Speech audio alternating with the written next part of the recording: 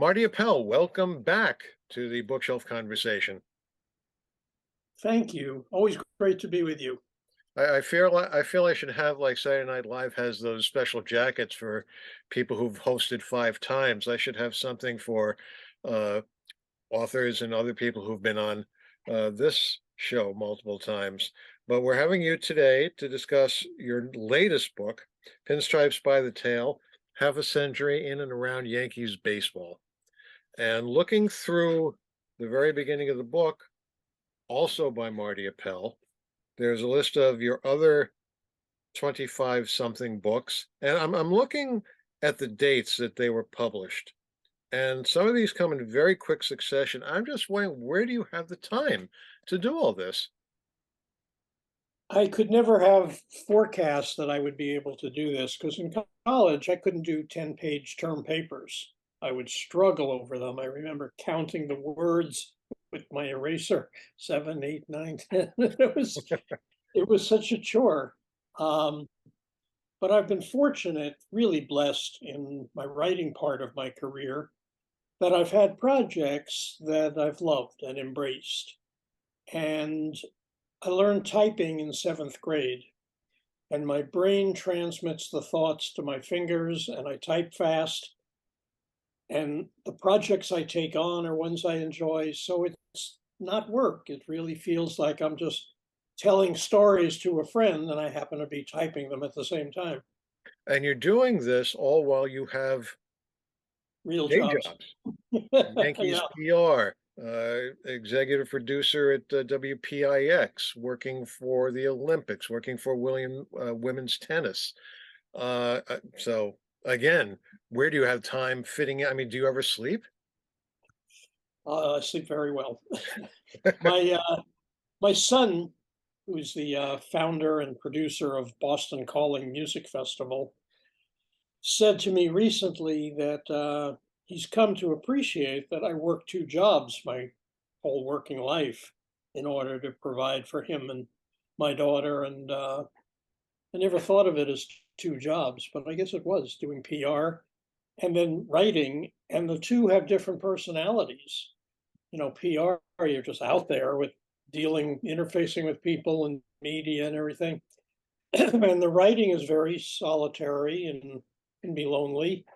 Um, Sometimes the phone will ring while I'm writing, and I realize I have to click back into my other personality to deal with a PR call. So I'm retired from PR now, so it gets a little easier. But that was my life, most of my adult life. Now, you mentioned before typing, and in your book, you talk about working on Bowie Kuhn's autobiography, and you specifically talk about in those days there were no computers and you had to type, and when you had to make corrections, you had to start over.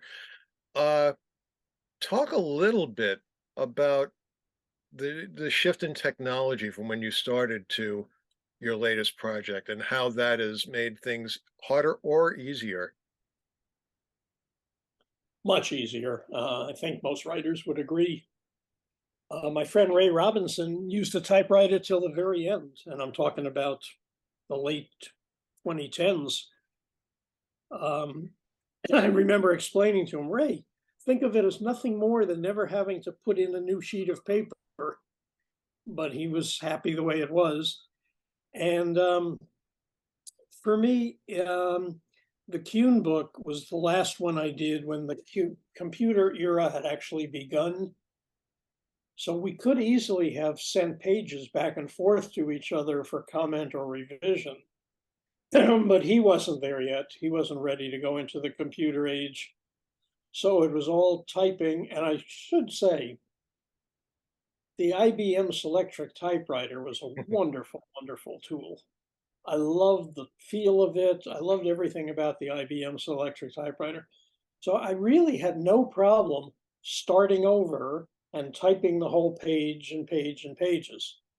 And it was because I loved that Selectric typewriter. It didn't live out its what should have been its full lifetime because IBM itself introduced word processing. Do you find using a computer that you will write, I don't know if more is the right way to put it, or perhaps you'll edit more because it's easier. Whereas before, maybe someone who wasn't as punctilious about things would say, "I'll let it go because I don't feel like doing another page over again." But now it is absolutely nothing to make revisions on a computer. Yeah, I think you're probably right, and I'm probably guilty of saying, "Ah, good enough," many times when I could have revised some of my earlier books. Why did you decide to come out with this book now? Well, I thought I was done, and my agent Rob Wilson said, "You know, you're a pretty good storyteller. Maybe you just want to put all your stories into a single volume that you like to tell people." So I'll tell you a few things about that. Number one, the idea of one more book, and maybe this is my last, but the idea of one more book that I could dedicate to my three grandsons in Boston, I like that, even though a lot of work went into just that one page dedication. I wanted to have that for them. Uh, Number two, it was going to come easily for me because the stories I tell, and there was no interviewing involved and no research involved. They're just stories that I tell. And it took me 4 weeks to write the whole book. Wow. So that just flowed. It was a tribute to my typing and my memory and my appreciation for a good story. Well, let's talk a little bit about memory a little bit. And you say you didn't do any research. So you must be pretty confident that you remember things as they were, going way back to your first days handling fan mail for Mickey Mantle. I always had an appreciation for what was going on around me, that to some people, and there's a lot of Yankee fans, all of this stuff is of interest. So if there's a story in there about why this guy got number 26 and instead of number 30, um, I remember it all because I knew it was of interest. So having an appreciation for what was unfolding around me was important. And also, I flashed back to my own youth when I used to love my parents' books that had short tales, page and a half or 2 pages, followed by white space and lots of pictures. I just adored those books. I'd read them over and over again. And that's what I wanted to do with this one. Um, my first meeting I had with my editor at Triumph, who was a very talented woman, and I said, I know you're going to tell me the stories should connect better. You need some flow between each story. And I'm going to tell you, picture five guys sitting around a table at Applebee's telling stories. They don't care about that at all. They're just, the stories keep flowing. And I said, that's what I'm doing in this book. I'm not making a thread to connect them all. If you're not happy that you just finished with Mickey Mantle and now we're talking about Mariano Rivera, get used to it. That's the way this book is written. That is something I did notice, especially toward the end, where things kept going backwards and forwards. But that's a good explanation. It's when you sit around talking with friends, you're telling stories. Yeah. You take it as it comes. You mentioned pictures before. You must have a really amazing collection of photographs from all those days because I'm knowing some. My favorite, I think, is the one. There's one of you wearing Babe Ruth's camel coat. At Barry Halper's house, the famed collector, the late Barry Halper, was a good friend. Yeah, I never save pictures thinking someday they'll go into a book. But as a historian, I think of my own family history too. And I always like to save pictures. I took pictures of buildings we lived in, schools I went to, places I worked. So I had digitized them over time. And it was when it was time to illustrate this book, they were all there waiting for me, uh, saying to me, I told you someday you'd need this. Now I know you grew up in Brooklyn. What neighborhood was that? Crown Heights off Eastern Parkway. I was on St. John's Place. And I was there till first grade. And it's where I became a Yankee fan because when the Brooklyn Dodgers won the 1955 World Series, people were literally dancing in the streets on St. John's Place. We were on the second floor. I was observing it through the window. and I felt so bad for the Yankees because they had lost, little realizing the history of these two teams. So that day I became a Yankees fan in favor of the underdog. And I've said to people, my whole life then has been a mistake because I was supposed to be a Dodgers fan. But then they would have broken my heart when they moved to LA. What, was your dad a baseball fan? No, he wasn't. He was Brooklyn born, but he and his friends, they just didn't get into baseball. And the Dodgers weren't very compelling in his youthful days in the 20s and the 30s. So they went elsewhere. They didn't become baseball fans.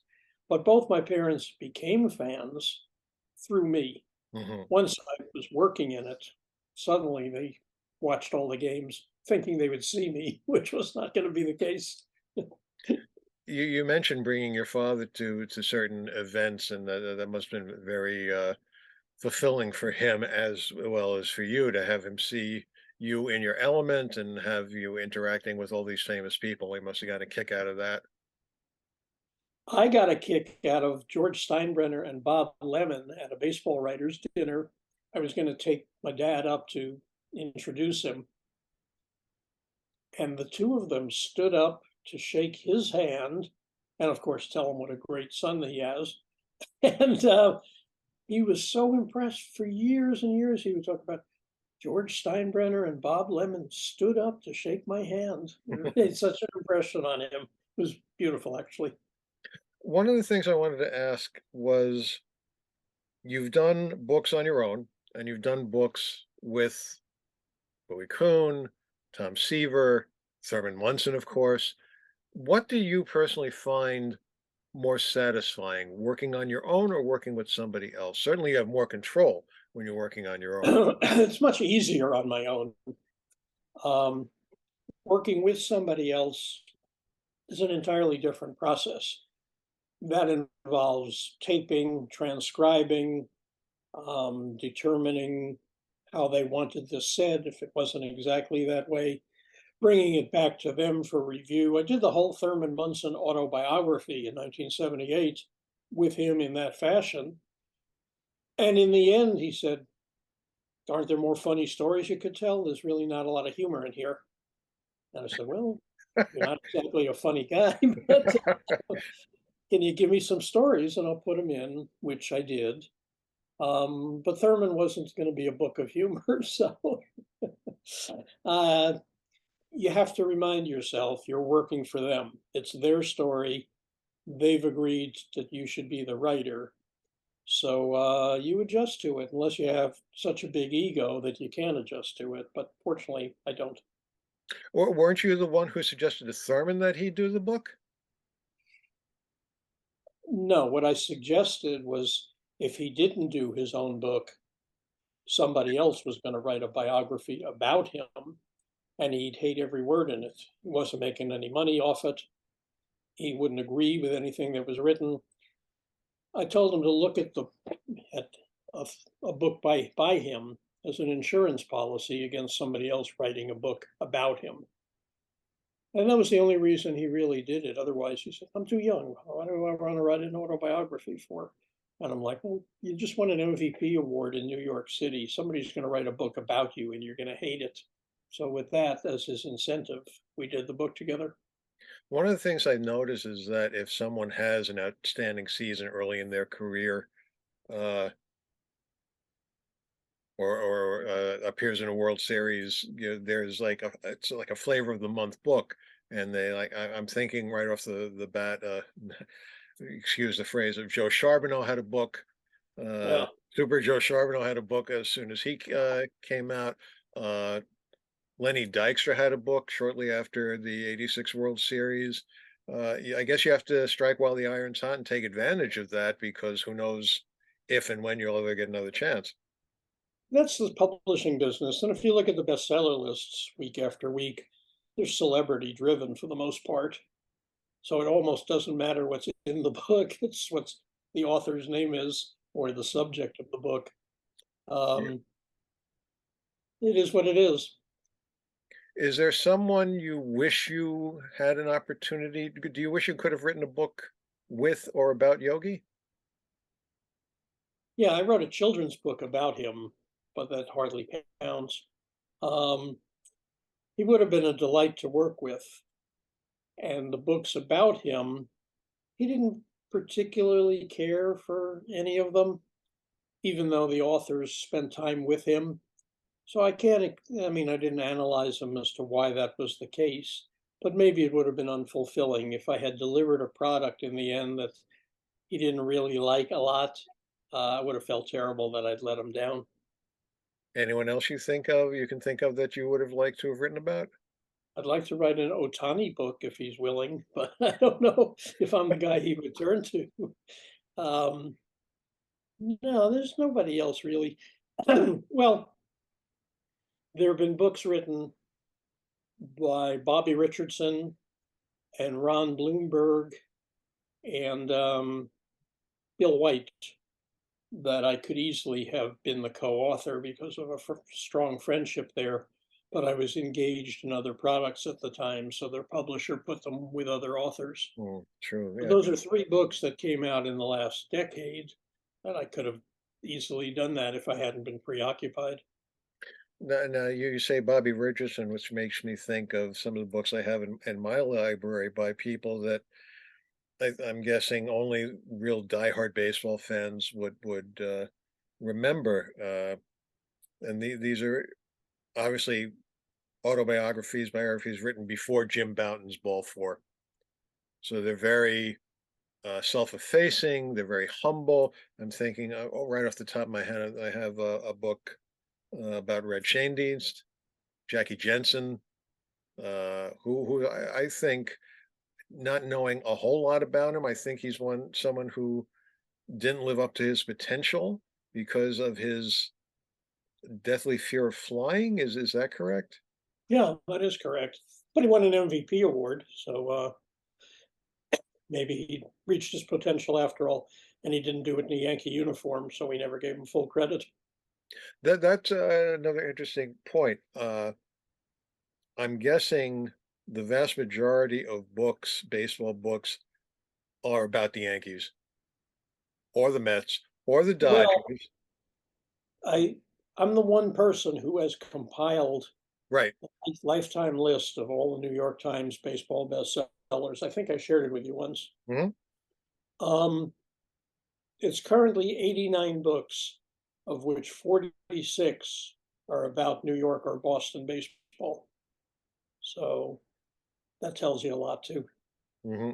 I mean, these are, I guess, two of the more literate cities in the country, and that might have something to do with it. Or is that where the publishers Passionate, are? yeah, passionate, and book readers. Hmm. Hmm. I think publishers know a huge percentage of their sales go in the Northeast, and that would be Red Sox Nation and Yankee, Mets, Dodgers, Giants baseball. Hmm. You're also involved in the Israel Baseball League, and that not to be confused with the Israeli team, if that's the right word for it, in the World Baseball Classic, Right. because the Israel Baseball League, if I recall, you did not have to be Jewish to be on a roster in the Israel Baseball League, whereas for the national teams, you have to have some Jewish connection. Yeah. And there are two Um, documentaries out now. One is about the Israel national team in the World Baseball Classic, and the other is a new one about Yogi Berra. And are you involved in both of those? um, I'm involved in the Yogi Berra one in that I was one of the talking heads that Mhm. appear in the movie. And I've seen it twice, and I'm not saying this because I'm in it, because I'm in it very briefly, but it's a wonderful movie, and it opens May 12th, and I hope people get a chance to see it. May 12th being Yogi's birthday. Ah, The perfect. one about the Israel National League team competing in the World Baseball Classic, I didn't have anything to do with. Mhm, The Israel Baseball League, of mhm. which I was involved, just lasted one season, 2007. And it got me to Israel, which I never thought I would do. And it had as managers Art Shamsky, Ron Bloomberg, and Ken Holtzman among the six teams. And it was a great experience, but a failure. Mhm. And I think it failed because it needed a full year buildup to get people interested, to run clinics, to go to schools and tell them what baseball is all about in Israel, because they by and large didn't know. And while we had a good opening day turnout of 4 or 5 thousand people, some of the games as the summer went on were fewer than 50 people. Wow. So it was obvious they were going to have financial problems, and they did, and they folded, but it was a great experience nonetheless. There was a good, documentary, uh, Hardball in the Holy Land. I don't know if that's exactly the right Yeah, you're title right. of. And I'm in there. Uh-huh. Talking about the, travails of of that one season and the difficulties had, even as far as bringing the equipment, into the airport. Yeah, hard to bring a sacks full of baseball bats through customs, but we managed it. You mentioned players didn't have to be Jewish. A lot of them were. Not too many Israelis.